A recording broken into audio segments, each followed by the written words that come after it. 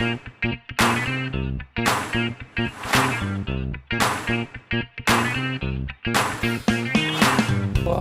les notes. Cette de notes est incroyable. T'as de la chance pour cet épisode parce qu'il s'est passé un truc incroyable. C'est que je suis en avance. Et ça, c'est très rare. Oui, j'ai vu qu'il y avait celui...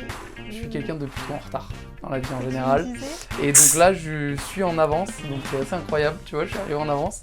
Et le deuxième truc qui est assez incroyable, c'est que jusqu'à présent, j'ai enregistré beaucoup chez moi. Et là, les quelques derniers épisodes, j'enregistre dans des endroits trop cool, tu vois. Le dernier avec Vince, c'était dans un potager. Il y a 3 épisodes, j'étais dans un studio de podcast. Là, on enregistre quand même dans des trop belles conditions. Donc, merci de me recevoir chez toi. Bah, merci pour ta proposition. Bah, avec plaisir, c'est le 83e épisode de What the Health. On se rapproche petit à petit du 100e. Tiens, d'ailleurs, ça fait 2-3 épisodes que je pose la question, mais si jamais tu y penses à un moment dans l'épisode, à une suggestion d'invité pour le 100e épisode, parce que je m'en rapproche petit à petit, je cherche tu vois, une tête ou quelqu'un qui serait impressionnant pour un 100e épisode, tu vois. Donc voilà, si jamais à tout moment dans l'épisode tu me jettes un nom de quelqu'un qui te passe par la tête, voilà, je cherche des suggestions pour un 100e invité sur What the Health. Un médecin ou... Ça peut, par exemple, ouais. Moi, pour l'instant, on a les noms qui reviennent, c'est Bichente Lizarazu. Ah oui, carrément. Voilà, oui, carrément. Okay. Benoît Saint-Denis, qui est de la région, et Amélie Mauresmo, qui sont 3 personnes qui sont un peu du coin. Pour l'instant, c'est les noms qui reviennent. Donc, bon, voilà. Pourquoi pas, hein, tu vois, carrément. On ne sait jamais. Est-ce que tu écoutes des podcasts, toi ? Ouais. Quel type de podcast ? Et surtout, ce qui m'intéresse, c'est à quel moment... Qu'est-ce que tu fais quand tu écoutes des podcasts ? Est-ce que c'est voiture, bouchon, tâches ménagères, sport ? Dans quel... J'écoute le podcast. Je fais que ça. Ok. Voilà. Prise de notes en même temps ou... Ça dépend. En général, non. J'écoute. Mais c'est vrai que je veux pas faire autre chose pour être vraiment pleinement... Concentré. Ouais, c'est ce que j'entends. Ok. Du coup, si vous écoutez cet épisode, vous l'avez entendu et vous l'avez vu, non, aussi d'ailleurs, dans le titre de l'épisode, mais je suis pas tout seul, je suis avec Mylène. Merci beaucoup Mylène de me recevoir chez toi. On va d'ailleurs commencer cet épisode par remercier Alexandra, si jamais elle écoute l'épisode, parce que c'est grâce à elle du coup que on a été mis en contact. Donc un grand merci à Alexandra pour la mise en contact. Moi, je cherchais quelqu'un pour parler sommeil depuis longtemps. Et Alexandra, elle m'a dit, contacte Mylène, elle est top, tu vas voir. Donc voilà, c'est pour ça qu'on en est là. Je vais parler un petit peu plus du pourquoi, du comment de cet épisode, parce que j'ai déjà fait 2-3 épisodes sur le sommeil sur le podcast. Donc je vais expliquer un petit peu pourquoi est-ce qu'on en arrive à cet épisode-là. Mais avant toute chose, et comme tout le monde me dit que mes intros sont trop longues, je vais me taire et je vais te laisser Mylène te présenter, puisque tu as un sacré parcours. Mais je rebondis sur ce que tu as dit. Merci Alexandra. C'est vrai que c'est grâce à elle qu'on a fait connaissance. Alors, mon parcours, écoute, je vais démarrer peut-être avec ma rencontre avec la sophrologie, comme ça fera le lien. J'ai toujours fait beaucoup de sport, pas mal de sport. Et puis l'année du bac, j'étais inscrite dans une salle de fitness. Vraiment, j'étais quasiment tous les jours. Mais malgré ça, j'étais toujours très, très stressée. Malgré tout sport que je pouvais faire. Il y a une des profs là-bas qui m'a dit écoute, si tu veux, je me forme à la sophrologie, si tu veux tester, c'est le moment. Donc j'ai testé avec elle et j'ai trouvé ça génial comme technique. Ok. Ça m'a bien préparée pour le bac, et puis après, ça m'a préparée pour la suite, enfin, les autres choses que je faisais. De trouver cet équilibre finalement entre le mental, le corps, les émotions. Donc, et après, c'est des outils qu'on peut réutiliser par soi-même. Donc je trouvais l'approche vraiment très intéressante. Ok. Voilà, c'était mon premier contact avec la sophro, l'année du bac. Après, j'ai eu plusieurs chapitres. Alors, les chapitres importants, mon année en Angleterre, j'ai fait une première formation pour donner des cours de gym en musique. Et là, j'ai appris que le fitness, finalement, moi je pensais que le fitness, c'était que la partie physique. En fait, le global fitness, c'est comment être en forme. Il y a plusieurs éléments qui le composent. Tu as la partie physique, bien sûr, l'activité physique, mais pas que. Tu as tout l'aspect santé, avec la nutrition, tu as l'aspect émotionnel, tu as l'aspect santé mentale, et tu as aussi les relations sociales, avoir de bonnes relations. Donc là, j'étais jeune, j'avais 20 ans à l'époque, je me suis dit, tiens, pour être en forme, finalement, il n'y a pas que un élément. Que pousser des poids à la salle. Voilà. Ouais. Puis après, quand tu commences à gratter au niveau du sport, tu sais que bon, tu as le côté muscu, mais tu as le côté endurance, tu as le côté souplesse, tu as comme les corps. Bon, bref, tu as plein de choses. Il n'y a pas que un élément. Ouais. Donc, ça m'a donné envie de gratter un petit peu dans plusieurs directions. Donc, j'ai fait des études d'anglais, je continuais à m'entraîner. Après, j'ai passé un brevet d'État métier de la forme. Ok. Différentes expériences en saison, région parisienne. Après, je me suis posée dans une salle à Béziers. Et comme j'avais plus de temps, j'ai fait d'autres formations, dont une formation en Reiki. Donc là, c'est de l'énergétique. Très intéressant pour apprendre la présence à soi. Et la formation pour devenir sophrologue. Ok. Et là, le lien avec le sport était vraiment très intéressant parce que ça aide à avoir une meilleure perception de son corps. Et donc, quand on connaît mieux son corps, l'entraînement il est plus efficace. Oui, complètement. Ok, et donc là, aujourd'hui, sophrologue. Et aujourd'hui, sophrologue, okay. Avec d'autres chapitres entre-temps. Et je me suis reformée là, en 2024 en sophrologie. J'ai appris pas mal de formations, notamment pour faire le lien entre la sophrologie et les neurosciences. Ok. Parce que la société évolue, notre mode de vie évolue, donc comment adapter finalement des techniques à notre mode de vie. Donc, ok. Très intéressant. On va rentrer dans le détail de la sophrologie. Tu vas m'expliquer un peu plus en détail, puisque moi j'arrive aussi Alors je fais toujours un peu de recherche avant les épisodes, mais j'aime bien aussi sur certains sujets, quand je ne maîtrise pas le sujet, arriver un peu de manière candide, tu vois, sans avoir trop d'infos pour... les questions que je te pose sont des vraies questions de quelqu'un qui ne connaît pas, quoi. C'est pas juste j'ai fait d'abord tous mes devoirs avant et je suis devenu un pro de la sophro et je te pose juste des questions. Là, c'est vraiment des questions honnêtes de quelqu'un qui vient s'intéresser à ce domaine. Donc, tu vas m'expliquer un petit peu la sophrologie. On va expliquer un peu aussi ce parallèle donc avec le sommeil, puisqu'on va beaucoup parler de sommeil dans l'épisode. L'historique de cet épisode, c'est que moi, il y a 2 épisodes sur le sommeil sur le compte pour l'instant. Il y a un épisode sur le rythme circadien et un épisode sur le sommeil, la version idéale du sommeil et la version réaliste pour une personne qui est dans une vraie vie, quoi, qui ne peut pas tout contrôler. Donc ça, c'est déjà dispo sur le compte, mais j'ai toujours fait ces épisodes tout seul. Et donc l'idée de ce podcast, en plus, en ce moment, récemment, j'ai beaucoup entendu parler de sophrologie, donc c'était aussi un angle qui m'intéressait. Et en plus, j'avais aucune envie de me lancer dans « je vais faire un épisode tout seul sur la sophrologie, je préfère recevoir quelqu'un qui va en parler beaucoup mieux que moi ». Donc c'est pour ça que Mylène est là aujourd'hui, pour me parler de sophrologie dans un premier temps, et dans un second temps, pour me raconter une petite histoire, pour m'aider à m'endormir, quoi. C'est un peu ça l'idée c'est que je reparte, que je m'endorme sur la route en rentrant.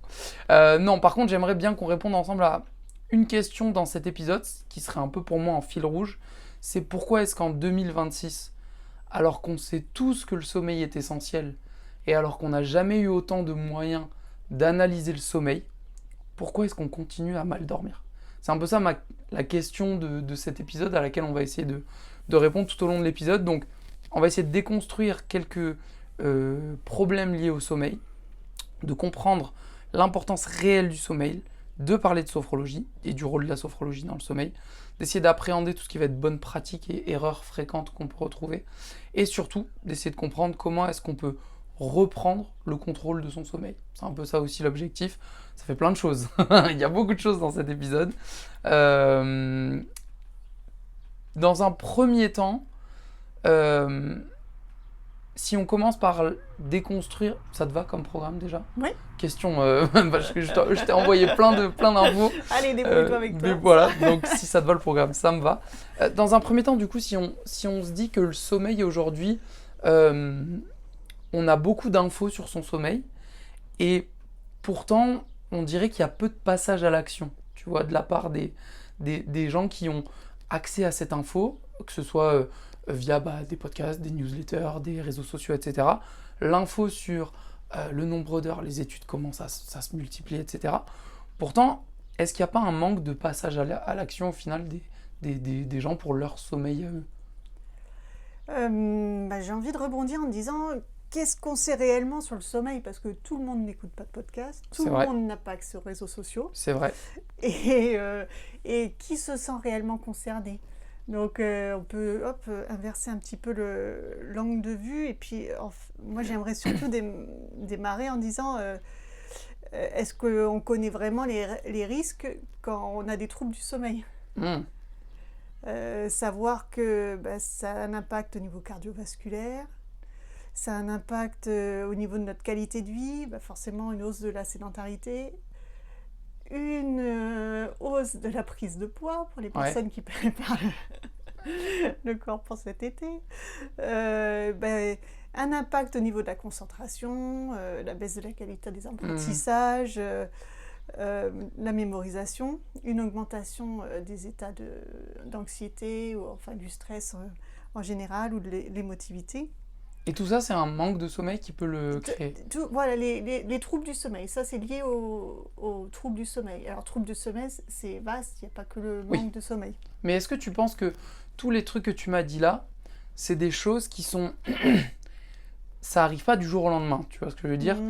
Si je fais moi, si pendant 3-4 nuits d'affilée je dors mal, j'ai pas pris 15 kilos, tu vois, ou j'ai pas, si je mesure mon taux de cortisol, il a pas forcément augmenté. C'est un peu du petit feu qui brûle longtemps. Est-ce que tu penses que le fait qu'on mesure pas vraiment, c'est aussi parce qu'il y a un côté pas palpable directement, tu vois? Si pendant 3 jours d'affilée, je mange n'importe quoi, il y a peut-être des chances qu'au bout de 3 jours, j'ai pris du poids, tu vois, alors que le sommeil, c'est moins palpable, peut-être. Et pour différencier, de toute manière, ce qui va être aigu, ponctuel ou chronique, Ouais. au niveau de l'insomnie, on parle d'une insomnie chronique quand ça se répète plus de 3 jours par semaine, et ça pendant plus de 3 mois. Donc c'est vrai que c'est quelque chose, comme tu dis, Il faut du temps. qui a le temps de s'installer.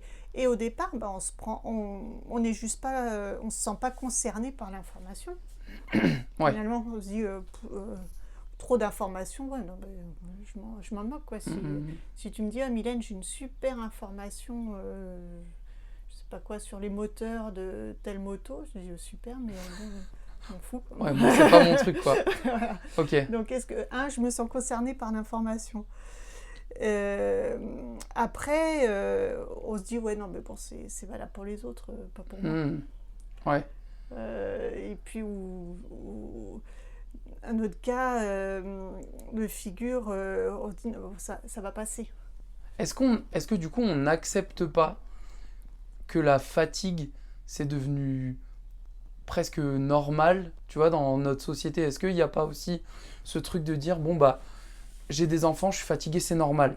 J'ai un boulot prenant, je suis fatigué, c'est normal. Tu vois, est-ce qu'on n'a pas un peu presque accepté qu'on dormait moins bien parce que la société veut que notre rythme actuel, bon, bah, c'est normal de moins bien dormir, tu vois? Alors, On a baissé notre standard. il y a eu pas mal d'études qui ont été faites et c'est vrai que ça évolue. Au niveau de la sociologie, il y a des différences au niveau du sommeil selon les métiers, forcément. Au niveau, enfin, il y a des différences entre les hommes, entre les femmes. Ouais. C'est vrai que quand on est parent, ça change, ça évolue. Je te parlais des métiers, il y a des personnes qui vont travailler de nuit, il y a des personnes qui ont des services avec les horaires qui changent. Parfois qui travaillent très tôt, enfin qui font les 3-8. Ouais. Certaines par période, d'autres, je discutais encore quelqu'un la semaine dernière, il y avait juste la règle minimum des 11 heures de coupure, mais ils pouvaient tant faire du matin que de la soirée. Ah oui, ok. Le rythme, le corps est impacté, quoi. Ouais, bien sûr. Donc oui, on est touché. Après, tout dépend, moi j'ai envie de dire, de la prise de conscience. À quel moment on se dit, non, bon là, il y a quelque chose qui ne va pas. Ouais, ok. Il faut arriver à ce moment à se regarder un peu dans le miroir et à se dire, bon là, ça fait trop longtemps que je dors mal, quoi. Ouais. Sauf qu'est-ce que quand on se dit ça, c'est pas déjà un peu trop tard?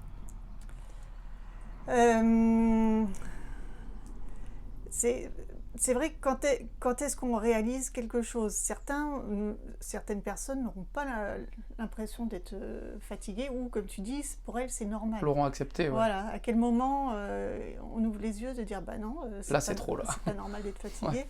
J'aime bien faire le rapport avec l'indice de Hooper en sport pour savoir si l'entraînement il est adapté, savoir si on dort bien, mais aussi si on a des douleurs physiques, si on est fatigué, quel est notre niveau de stress Ouais. de manière globale. Et ça donne des indications quand même. Mais Ok. tu vois, là, je te parlais des douleurs.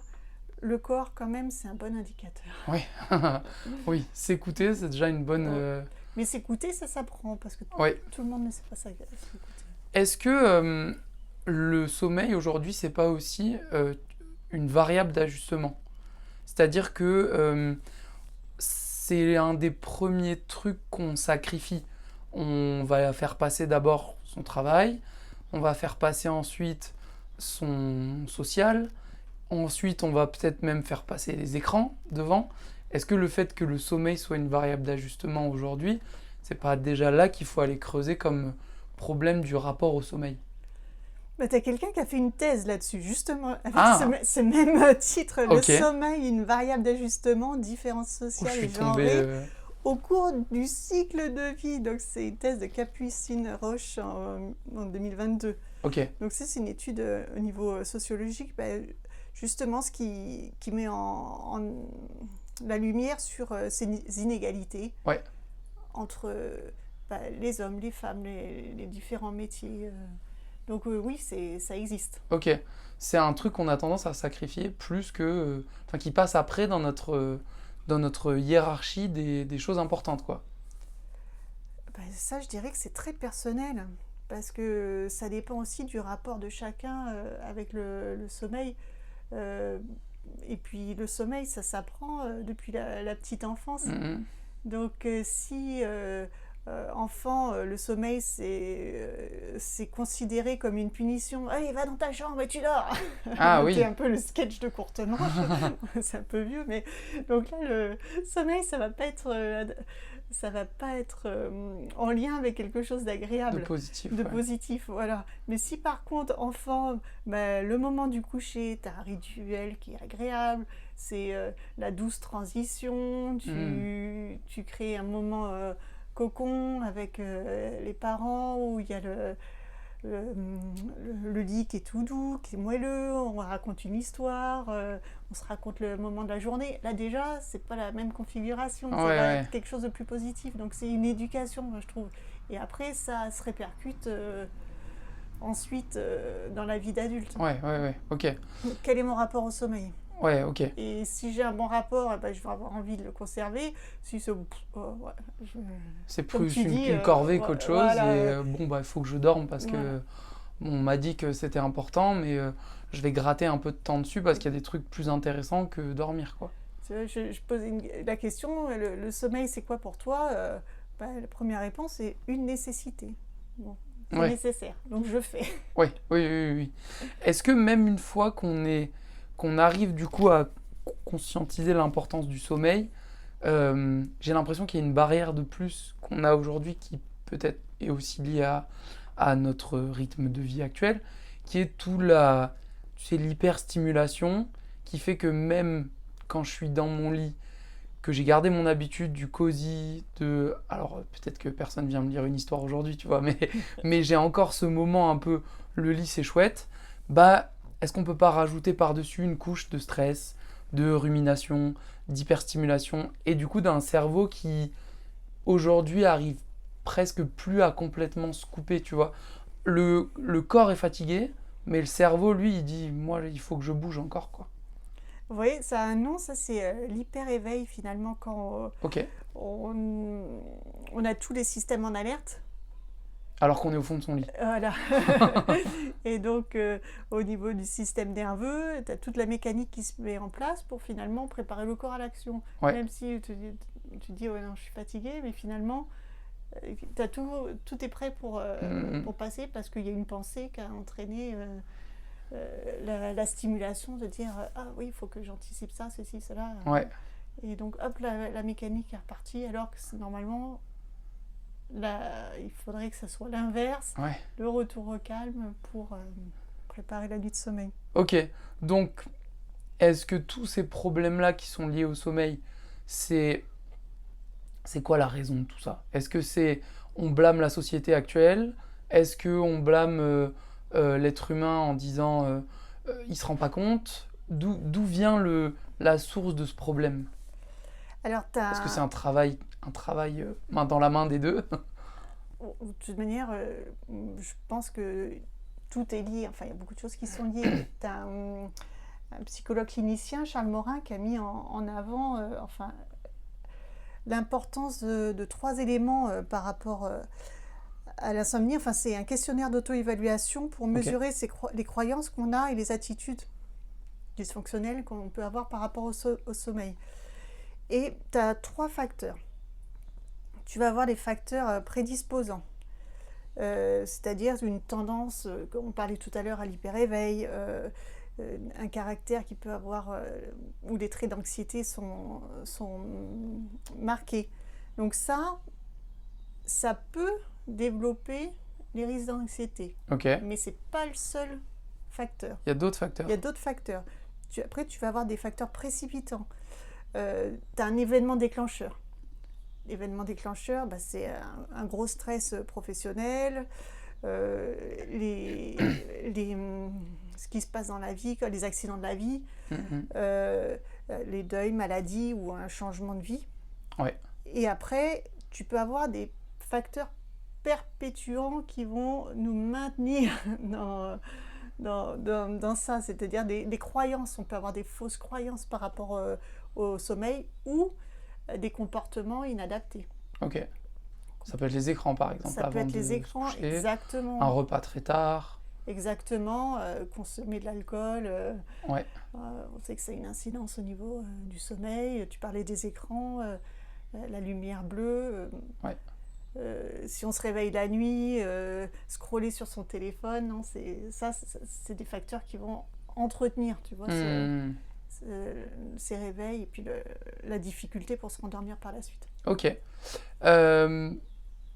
La sophrologie, qu'est-ce que c'est? Pour quelqu'un qui écoute cet épisode et qui... ou alors j'ai peut-être été trop vite, tu avais encore des choses à dire sur les facteurs limitants du sommeil, non?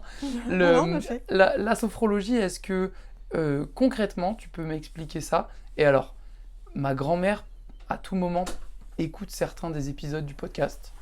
Donc, t'inquiète, on l'entendra pas au son. Donc, quand tu m'expliques la sophrologie, il faut que tu te dises que peut-être que ma grand-mère va écouter cet épisode et il faut qu'elle comprenne l'explication de la sophrologie. Alors, la sophrologie, ça vient d'une personne qui l'a inventée. Ok. D'accord. Donc, Alfonso Caicedo, qui était neuropsychiatre. Donc, je peux essayer de deviner portugais? Que je te dise pas de bêtises, Nicole. Non, je dis espagnol. J'ai fait J'aurais dit espagnol ou portugais, moi. Ouais, mais tu vois, là, c'est la colle. J'ai pas on regardera, ouais. On vérifiera l'info. Donc, c'est vrai que j'ai pas fait le stage en Andorre, mais bon, c'est une bonne question. J'ai pas mémorisé sa nationalité. Enfin, lui, qu'est-ce qu'il voulait? Il voulait améliorer la qualité de vie de ses patients. Ok. Donc, il a étudié différentes techniques de différents horizons, la philosophie, côté grec, aussi la phénoménologie. Il a étudié différentes pratiques venues d'Orient comme le yoga, le bouddhisme, le zen, les techniques de relaxation, l'hypnose. Et à partir de toutes ces techniques, il a créé une méthode avec des entraînements et des protocoles pour, pouvoir faire un lien entre l'entraînement et la vie de tous les jours, dans le but de forcément améliorer sa qualité de vie. Ok. Est-ce que là c'est clair? C'est plutôt clair, ouais. C'est un ensemble de techniques, au final, quoi. Exactement. Ok, qui m'aide à mieux vivre. Qui a pour but de m'aider à mieux vivre. Oui, voilà, pour résumer.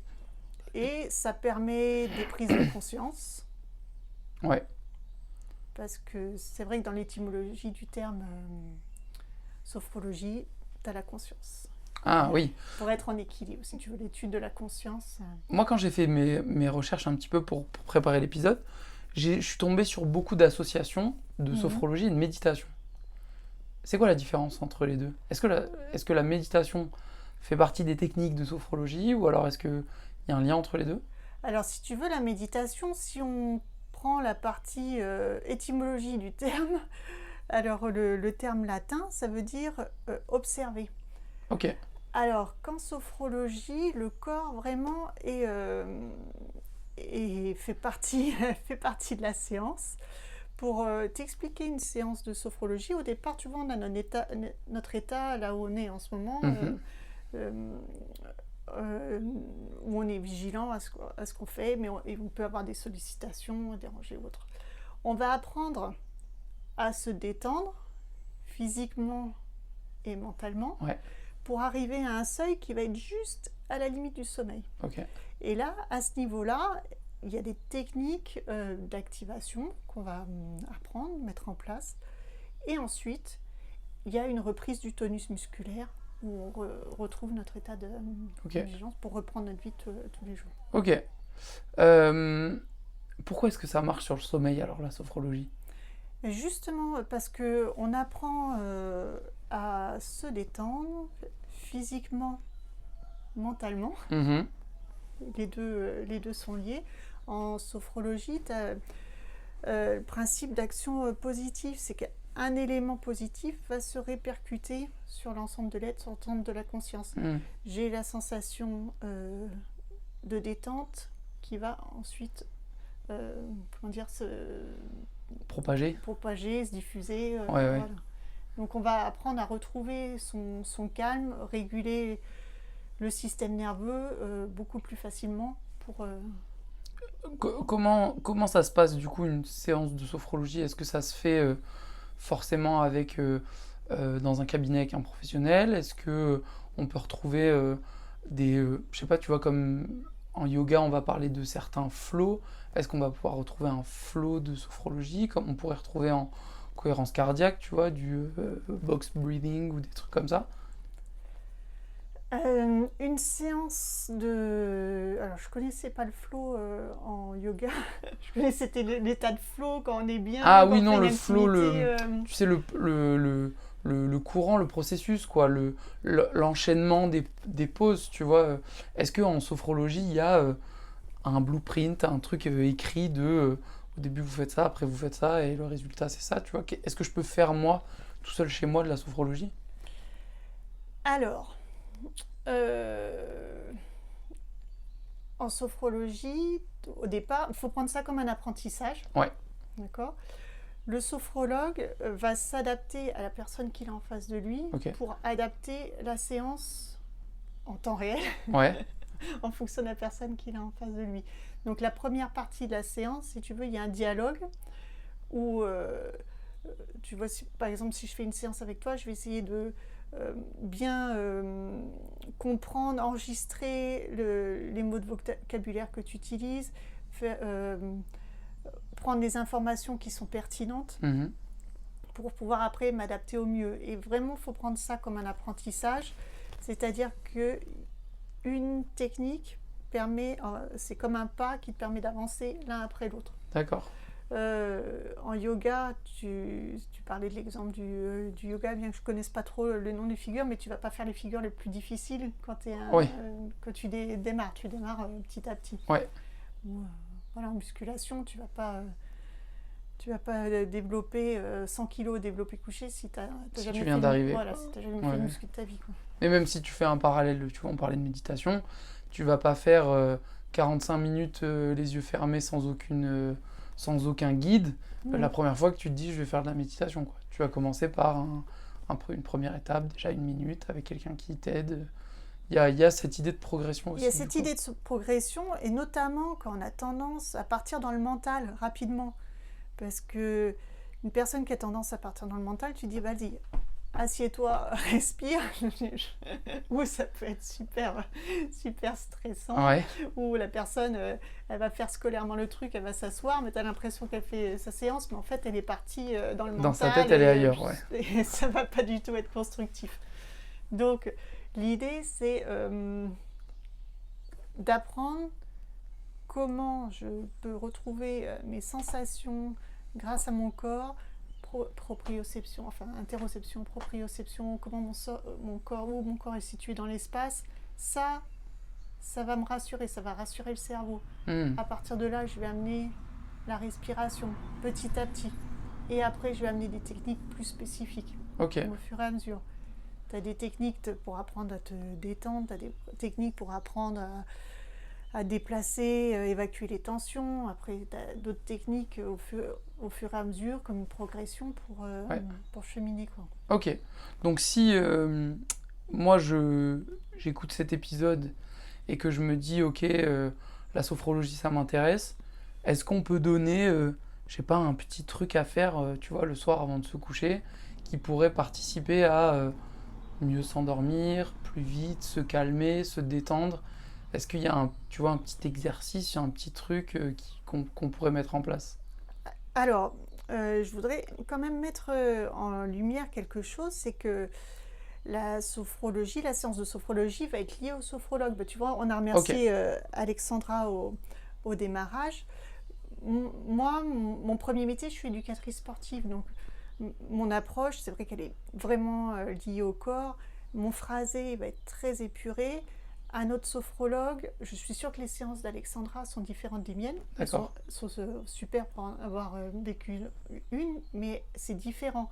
Donc, il faut déjà trouver le professionnel avec qui on a envie de faire l'expérience, de cheminer. L'aspect de la voix est important aussi.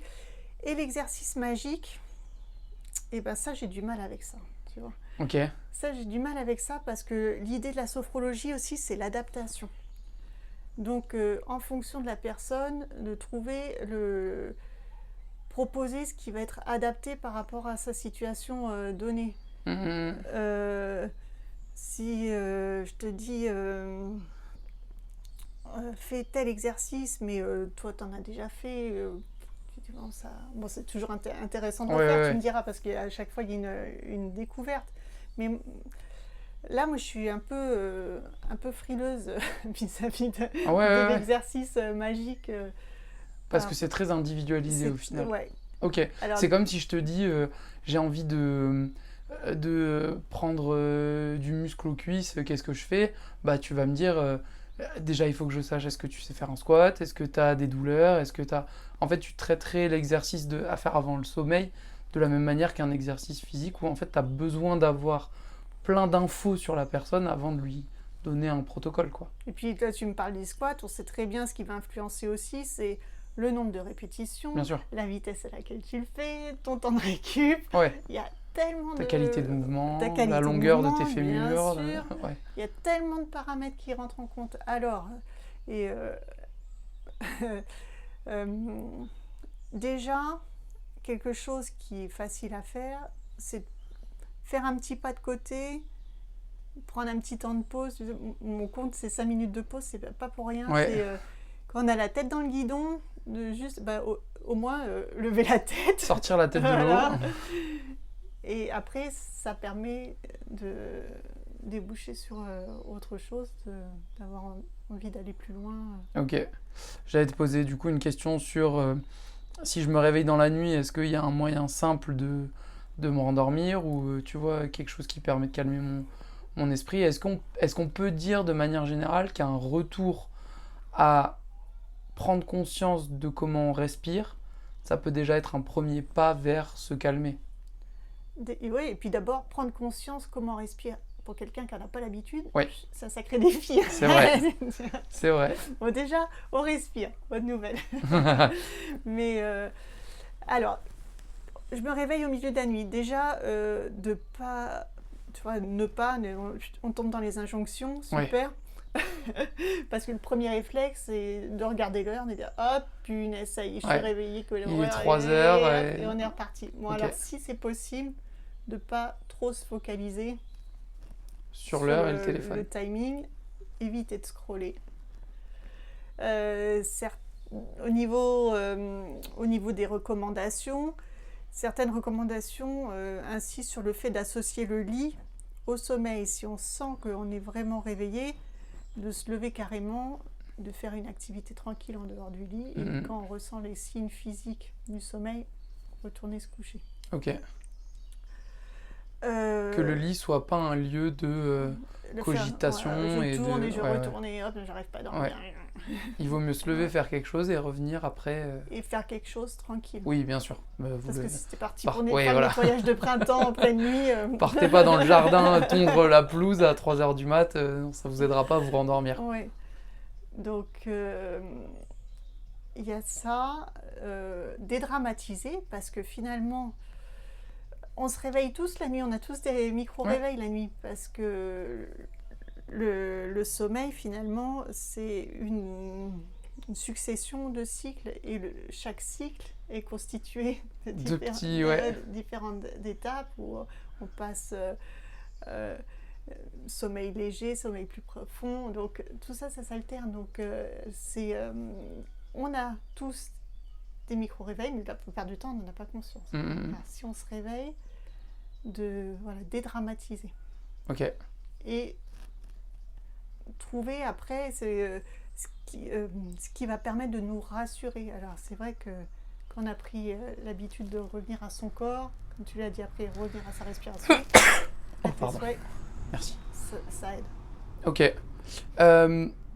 Est-ce qu'il y a des erreurs qu'on fait tous? Moi, je m'en suis noté quelques-unes, tu vois, sur lesquelles on peut peut-être alerter les personnes qui écoutent, tu vois, qui peuvent se dire, bah moi je comprends pas, pourtant j'ai lâché mes écrans et je comprends pas, j'arrive quand même à pas très bien dormir. Est-ce que l'heure du coucher, par exemple, c'est une erreur qu'on voit se répéter? Est-ce que tu as l'impression qu'on a tendance à se coucher trop tard, ou alors à attendre d'être fatigué pour aller se coucher, ou tu sais, quelqu'un qui va avoir des heures? Peut-être qu'on peut rappeler l'importance du coucher aux mêmes heures, lever aux mêmes heures? Quand c'est possible. Quand c'est possible, bien sûr. Parce qu'il y a des métiers où ce ne sera pas possible, quand les rythmes évoluent. Alors c'est vrai que c'est recommandé d'avoir toujours, si possible, une régularité. Ouais. Voilà, la régularité, ça aide à créer cette routine pour aller plus facilement au lit, retrouver le plaisir pour aller vers le sommeil. Ok. Je te disais tu sais, d'attendre le moment. Mais Mélanie, ma copine, elle dit toujours, elle parle du petit train, tu sais, le petit train du sommeil. Des fois, elle dit, le petit train, il est passé, par exemple. Est-ce que il n'y a pas tu sais, à vouloir aller se coucher à certaines heures, ou à se dire, bon, allez, là, faut que j'aille au lit. Il n'y a pas une espèce d'envie de forcer le sommeil, alors que peut-être que si j'attends encore un petit peu, ça viendra naturellement, ou alors au contraire, d'avoir laissé passer le petit train et après dire, allez, c'est maintenant, il faut que je m'endorme, alors que mon corps, il aurait pu aller se coucher un épisode plus tôt, ou un scroll plus tôt. J'allais te dire, tout dépend de la qualité de l'attente, tu vois. Donc oui, ça... tu vois, quand on parle de l'importance de se connaître et de connaître les signaux que nous envoie notre corps, quand on a les yeux qui commencent à piquer, quand on commence à bâiller, pour les personnes qui travaillent parfois le soir, quand tu sens que tu n'arrives plus à te concentrer, tu relis 2 fois la même phrase, bon là oui, c'est des signes qui disent il est temps d'aller au lit. D'aller faire dodo. Ouais, de récupérer. Donc... il faut, tu sais, toutes les injonctions, tout ça, est-ce qu'on ne peut pas faire un petit pas de côté, de passer de l'injonction « il faut » à « tiens, je ressens ça dans mon corps, j'ai envie là d'aller me coucher. » Tiens, ça fait 3 fois que je baille, voilà. Peut-être que c'est le moment d'aller m'endormir, quoi. Ouais. Ok. Est-ce que du coup, ce moment du sommeil, est-ce qu'il n'y a pas une pression qu'on se crée in fine avec l'accumulation de tout ça, de se stresser de mal dormir, tu vois, de se dire, bon, je sais que demain j'ai une grosse journée, je sais qu'il faut que je dorme, et du coup, je commence à me coucher, je vois que je m'endors pas de suite, et là, en fait, je rentre dans un truc de, si je dors mal, c'est pas bien, quoi.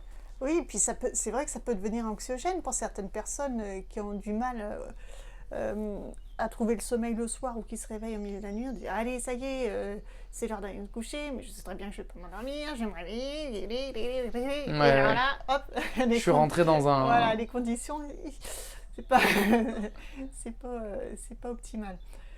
Donc, s'accorder un petit peu de douceur, c'est facile à dire, tu me diras, mais c'est faire un petit pas l'un après l'autre et vraiment prendre conscience. Ça fait combien de temps que j'ai du mal à dormir, à trouver le sommeil? Et se laisser ce même temps pour, tu sais, c'est remplacer une habitude par une par autre. une autre. Et une habitude qui n'est pas super confortable, mais qu'on connaît, Ouais. par une qui va être plus bénéfique, mais qu'on ne connaît pas encore. Et le passage de l'une à l'autre peut être compliqué. Mais déjà d'y aller progressivement et puis c'est vrai, se faire confiance et faire preuve de patience, d'aller une étape après l'autre. On a parlé muscu dans ce podcast. Moi, au départ, quand j'ai commencé la musculation, j'ai appris ce qui se gagne vite se perd vite, ce qui se perd vite se regagne vite. Donc là, de dire, bon, ça fait combien de temps que je dors mal? Ok, je me laisse au moins ce temps pour apprendre à faire différemment. De la même manière qu'on peut l'entendre des fois sur certains, tu sais, programmes sportifs où on a quelqu'un qui dit moi je veux perdre du poids très rapidement, et en fait tu lui dis mais c'est quand la dernière fois que tu as fait ce poids-là? 10 ans. Ah, et donc tu veux qu'on perde en 3 mois ce que tu as pris en 10 ans, quoi. Bah là au final c'est un peu la même chose, quoi. Il faut une progression pour retrouver une routine de sommeil, quoi. Sincèrement, si on fait tous nos apprentissages quand on est enfant, combien de temps il nous a fallu pour apprendre à nous tenir droit? Combien de temps il nous a fallu pour apprendre à marcher? Combien de temps il nous a fallu pour apprendre Ouais. à parler? Combien de temps il nous a fallu pour apprendre à écrire? Les apprentissages prennent du temps et c'est vrai qu'on est dans une société de l'instantanéité. Et, du maintenant tout de suite. Du maintenant tout de suite. Ouais. Et bien dormir, c'est pas forcément maintenant tout de suite. Bah après, on peut, quand ça s'apprend, on s'allonge jusqu'à 3. Moi, j'ai pas le temps d'atteindre les 3. Mais c'est se créer sa petite routine. Et oui, là, je vais citer ma maman, les conseillères sont pas les payeurs, c'est-à-dire de trouver ce qui pour soi fonctionne. Quelle routine je peux faire pour que je me sente en sécurité? C'est une histoire de sécurité. Dormir, c'est un moment où on a besoin d'être en sécurité pour pouvoir dormir paisiblement. Donc, quelle routine je mets en place pour être sécure? On parlait tout à l'heure de la routine pour les enfants, raconter une histoire. Ta copine ne te raconte pas la grande histoire. Non, mais... elle devrait peut-être, mais elle s'endort avant moi. Donc, donc prendre un livre, bon, attention au livre, si tu prends du Stephen King, oui, ça nous aidera peut-être pas à s'endormir. Compliqué. Mais un livre où certains préfèrent écouter de la musique.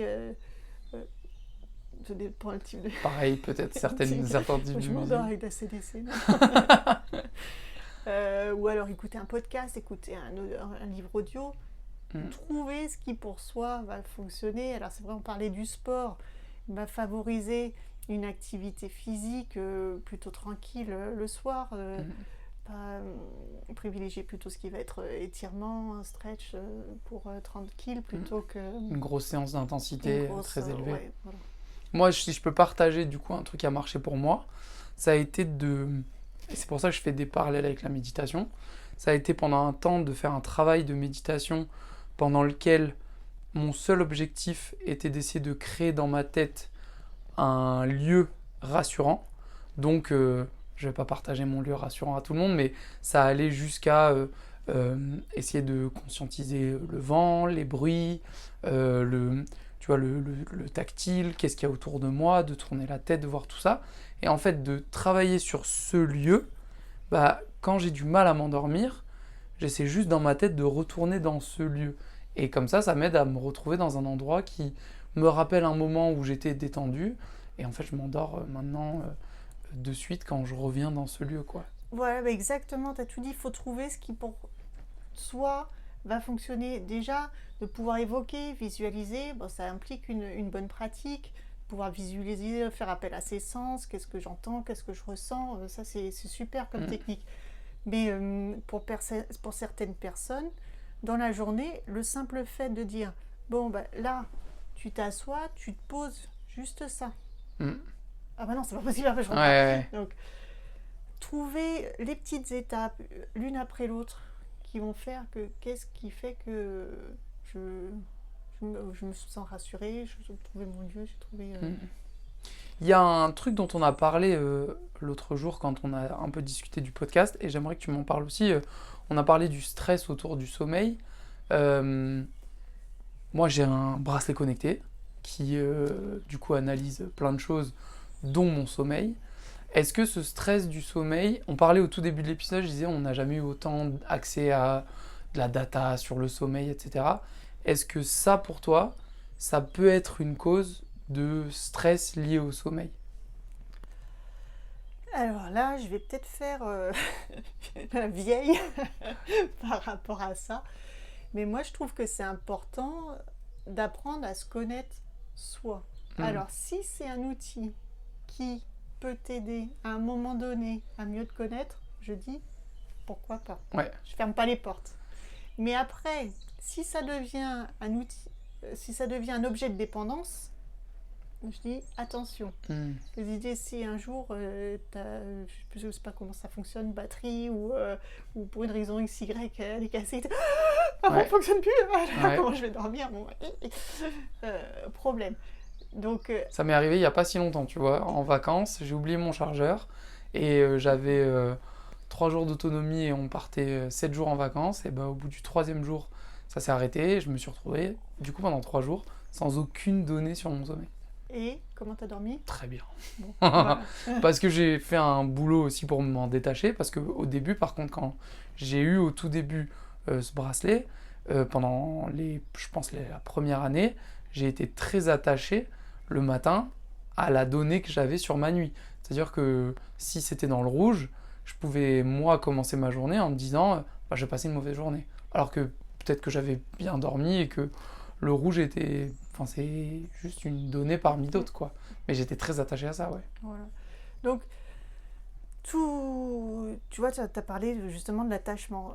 Tout dépend du rôle qu'on lui donne. C'est un outil, ça peut nous aider à un moment donné. Ok, super. C'est vrai qu'on est à l'ère de l'évaluation. Mais l'évaluation, moi j'avais appris en formation, l'évaluation c'est donner de la valeur. Donc qu'est-ce que je mets en valeur? Est-ce que ça m'aide ou après est-ce que ça devient quelque chose dont je suis dépendant et qui ne m'aide pas au final? Donc toujours, tu sais... Peser le pour et le contre. Toujours trouver, ouais, c'est toujours une question d'équilibre, moi je trouve quand même. Ça peut être un super outil, mais si ça devient une dépendance... Il faut y faire attention. Ouais, ça donne quand même une réponse. Comment est-ce que... on a dit qu'au début de l'épisode que l'objectif aussi c'était de comprendre comment je reprends le contrôle sur tout ça. J'ai noté plusieurs choses, l'environnement, le corps, le mental. Au niveau de l'environnement, qu'est-ce qui est, si tu dois cibler 1, 2, 3 choses, parce qu'on pourrait faire une liste immense de tout ce qui pourrait nous aider à mieux dormir, c'est quoi les 2, 3 premiers trucs sur lesquels il faut que je me concentre autour de moi? Alors, je reprends ta posture pour les personnes qui écoutent le podcast. Quand tu as dit reprendre le contrôle, il y a les poings qui se sont serrés. Ah oui. Alors, pour dormir, comment te dire? Il va falloir qu'il se desserre. Ou alors, tu fais une technique de relaxation qui est possible de contracter pour après relâcher. Ça, tu vois, c'est une technique de relaxation qui existe.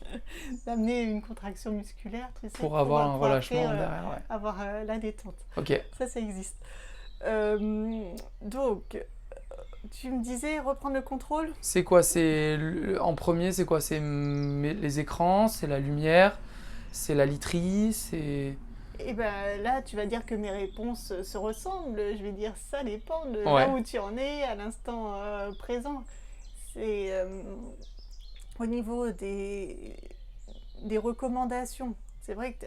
Ah oui, ce qu'il y a des choses qui sont intéressantes aussi, c'est que tu vas voir au niveau interne et au niveau externe. Ok. Ce sur quoi je peux agir, ce sur quoi je ne peux pas agir. Ok. Donc, si c'est au niveau interne du corps, moi je dis quand même voir le médecin. Ok.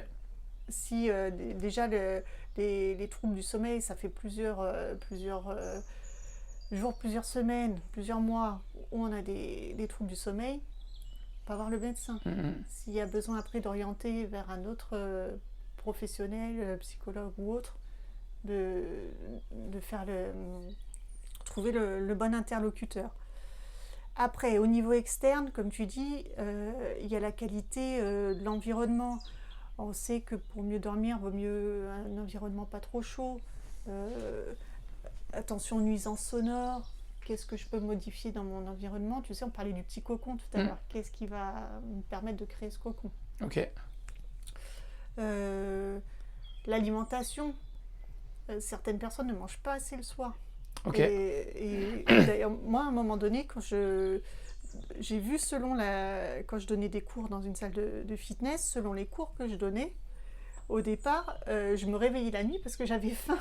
Si c'était des cours beaucoup plus physiques, j'avais pas assez mangé, ça me réveillait la nuit. Donc tu vois, une période d'adaptation pour trouver donc la qualité du repas le soir. Pas trop manger, mais il faut quand même manger. Un petit peu, un minimum, voilà, quoi. Ouais. Donc c'est adapter l'alcool, éviter l'alcool le soir. Là aussi, il y a des fausses croyances. Certains pensent que l'alcool, ça permet de mieux dormir. Que le verre de vin permet de me détendre et en fait, il vient pas nécessairement m'aider à mieux dormir. Ouais, non. Ok. Au niveau physique, qu'est-ce que je peux faire pour mieux dormir? On a parlé de respiration, tu as parlé d'activité physique douce. À quoi ça ressemble tout ça? Alors la respiration, c'est connu au niveau de l'importance de la respiration, que l'expiration, le fait de souffler, ça va agir sur notre système. Au niveau de notre système nerveux, il y a le système sympathique et le système parasympathique. Sympathique pour... je résume, aller dans l'action, parasympathique pour réguler, au contraire, ralentir. Donc l'expiration, ça aide à activer le système parasympathique. Ok. Donc là, c'est pour l'aspect respiration. Tout à l'heure, quand tu me parlais des techniques de respiration et au niveau de l'activité physique. Ouais, est-ce qu'on peut recommander, tu vois, un peu de stretching doux, de yoga, ou alors même de la marche? Est-ce qu'il y a des activités physiques comme ça qui vont nous amener à un état plus calme du corps? Tout ce que tu as dit, c'est vrai que ça va être plutôt des activités douces, pas trop intenses. Quel est l'objectif? L'objectif, c'est de faire la transition entre un état stimulé, j'ai couru partout dans la journée, je suis allée à droite, à gauche, réunion, ceci, cela, les enfants, machin, donc super énervé vers l'état où je dois retrouver le calme pour m'endormir. Donc comment je peux faire la transition? Quelle activité, moi, va me faire du bien pour atteindre donc c'est vrai que cet état. Donc c'est vrai que les étirements plutôt recommandés. Les personnes qui feront du yoga diront le yoga, le tai chi, qigong, les activités. Quelques petits mouvements doux qui permettent de se calmer, quoi. Ouais. Puis, mais si quelqu'un d'autre te dira mais bon, t'es bien gentil, mais moi le seul créneau où je peux aller à la muscu, c'est 21h, 22h. Ouais. On s'adapte, mais peut-être que même si mon seul créneau pour aller au sport c'est le soir, peut-être que c'est 5 minutes avant de dormir ou le moment où je rentre du sport, c'est pas un instantané, je gare ma voiture, je sors de ma voiture, je rentre dans mon lit. Il y a des étapes, peut-être, il y a une douche, peut-être qu'on peut, même si on fait du sport tard le soir, utiliser ce petit laps de temps entre le moment où vous rentrez du sport et le moment où vous vous mettez dans votre lit pour inclure 5 minutes de moment de temps calme, quoi. Ouais, tu sais, comme c'est les sas. Ouais. Tu te fais un sas de transition entre un état à un autre. Même, je pense, tu sais, si vous allez faire du sport tard le soir, à la fin de votre séance, Moi, par exemple, je fais du CrossFit, on finit généralement par un WOD, un moment très intense. Et bah, à la fin de ce moment très intense, mettez-vous sur un vélo et pédalez 5 minutes tout doucement, par exemple. Et là, déjà, je viens de finir ma séance, j'ai explosé, j'étais très haut. Je monte dans ma voiture, je rentre chez moi. J'ai déjà fait une première pré-décompression où en fait, je me suis mis sur un vélo. J'ai laissé les jambes tourner toutes seules, tranquillou. Ça peut être marcher doucement sur un tapis ou, tu sais, déjà inclure ce petit moment de 4-5 minutes en fin de séance où j'ai déjà commencé à amorcer cette redescente, quoi. C'est pas inclus dans la séance, le retour au calme? Non, pas toujours. Ah ouais? Tu vois, nous, au CrossFit, c'est pas inclus parce que je crois que la dernière séance doit finir à 20h30. Et puis, c'est surtout que c'est des séances d'une heure dans lesquelles tu dois essayer de rentrer un maximum de choses. Donc, le retour au calme, je parle au nom du CrossFit en France. Il y a peut-être des salles de Ouais. CrossFit qui vont écouter et qui vont dire si, nous, on le fait. Mais généralement, c'est pas inclus. C'est un peu au bon vouloir des adhérents derrière qui, il y en a, tu vois, ils finissent, ils repartent. Il y en a qui vont se mettre sur un vélo. Je pense que si tu fais de la muscu en salle de sport, peut-être qu'à la fin de ta dernière série de développé couché, tu vas chercher ton sac et tu rentres. Tu vois. Ouais. C'est pas, ça en fait pas toujours partie, mais peut-être que si ça en fait pas partie, incluez-le au final. Bah, bon courage. Ce petit moment de Non, mais, décompression. non, mais par contre, pour la construction des cours, moi, je sais que moi, je voyais toujours la montée. Tu sais, tu as l'échauffement, tu as la montée progressive, tu as ton plateau, et puis après, tu as la descente progressive, tu as ton retour au calme pour pas lâcher euh, les gens comme ça, quoi. Ouais. Et finalement, c'est peut-être ce qui me plaît dans la sophrologie, parce que c'est l'inverse au niveau du... Si on représente un graphique, là, t'as au départ niveau d'attention habituel, tu redescends à la limite du sommeil, pardon, et puis après tu remontes pour retrouver ton tonus musculaire. Donc tu vois les deux.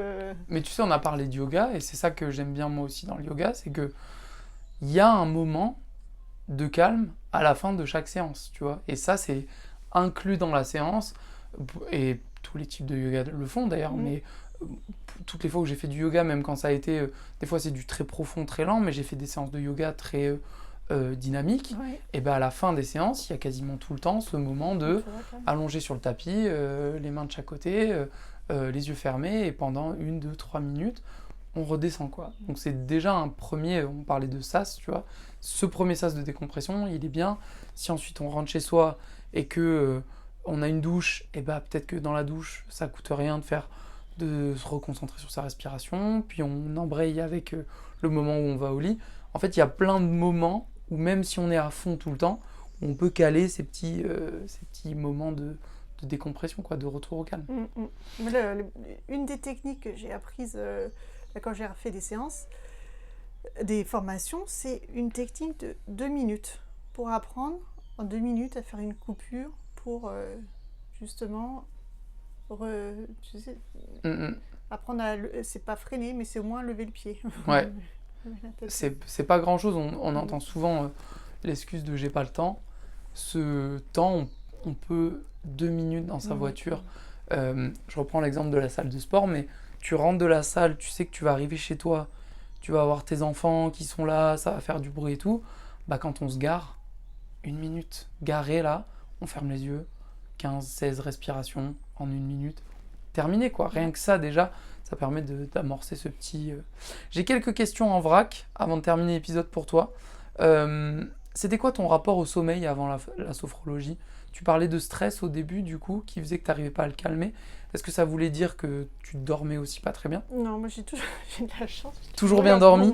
Mon sommeil. Mais tu vois, par contre, j'ai toujours entendu autour de moi des personnes qui disaient « Oh là là, je dors mal », comme si à partir d'un certain âge, ça rentrait dans la norme de mal dormir. Tiens, c'est bizarre. Non, mais moi j'ai eu un bon rapport au sommeil. Un bon sommeil dès le début. Et même à l'époque où on change de métier, quand tu es petit, tu changes de métier par semaine. Moi j'ai eu l'époque où je voulais être testeuse de matelas pour tester les matelas. Non, j'aime bien ça. Est-ce que on peut moins dormir, mais mieux? Il y a on parle souvent de quantité de sommeil, mais est-ce qu'on peut avoir un sommeil un peu plus court, mais quand même avoir un sommeil de qualité? Oui, bien sûr. on est différent par rapport au sommeil. C'est une succession de cycles et quand on a, je dirais, quand on a la possibilité de se réveiller tout seul sans le réveil, là c'est super parce qu'on sait qu'on va se réveiller à la fin d'un cycle. Voilà. Ok. Donc d'avoir une moyenne de 6 cycles de sommeil, mais selon les littératures, on dit autour de 6 cycles, donc, mais ça dépend des gens. Ok. On n'est pas tous, tout le monde n'a pas besoin de 8 heures de sommeil. Certains avec 6-7 heures sont très bien et d'autres auront besoin de plus. C'est une moyenne, Oui, le 7 voilà. heures de sommeil. Ouais. C'est sûr que si vous dormez 5-6 heures par nuit en disant non mais moi ça va, et que par contre à côté le rythme cardiaque au repos il est très élevé, la fatigue elle est constante, bon bah peut-être que vous avez besoin d'un peu plus que 5-6 heures. C'est ce que tu disais tout à l'heure, Oui. c'est d'écouter ce que le corps me renvoie. Si on a des douleurs au niveau du corps régulières, c'est un bon indicateur le corps. Hein, Dormir un peu plus, ça peut pas vous faire de mal de toute façon. Voir est-ce que c'est qualitatif. Ok. Tu sais toujours, c'est la différence entre la quantité et la qualité. Ok. Quelle est la qualité de mon sommeil? Dernière question, est-ce que le problème de la nuit, c'est pas la journée? Mais moi j'aime bien penser comme ça, c'est-à-dire qu'on prépare notre nuit de sommeil la journée. Dès notre réveil, au final. Oui, dès notre réveil. Mais au moins oui, s'accorder dans notre journée des moments pour l'activité physique, des moments pour faire un retour, s'accorder des petits moments de pause. Je sais qu'il y a le tumulte de la vie, quand on a plusieurs enfants, qu'on doit courir, faire le taxi, récupérer, c'est pas facile, hein, c'est sûr, mais se créer des petites parenthèses pour apprendre à récupérer. Peut-être c'est ça, tu vois, j'allais dire, si je dois repartir de cet épisode avec un seul conseil, peut-être que le conseil c'est ça, c'est au lieu de vouloir faire 1 heure de yoga ou 1 heure de cohérence cardiaque et se dire, bah, si j'arrive pas à avoir 1 heure, ça sert à rien que je le fasse, c'est peut-être commencer par des petits bouts par-ci par-là, un peu comme l'erreur de, tu vois, des jeunes parents qui se disent, qui faisaient du sport avant d'avoir leur enfant et là qui se disent je peux pas aller faire mes 2 heures à la salle donc bah je m'entraîne pas aujourd'hui, et puis en fait bah un jour passe, 2 jours, 3 jours, 4 jours et ça fait 1 semaine que j'ai pas fait de sport, alors que peut-être que si j'avais fait 10 minutes maintenant et puis 10 minutes plus tard, et en fait le cumul de la semaine j'aurais continué de bouger quoi.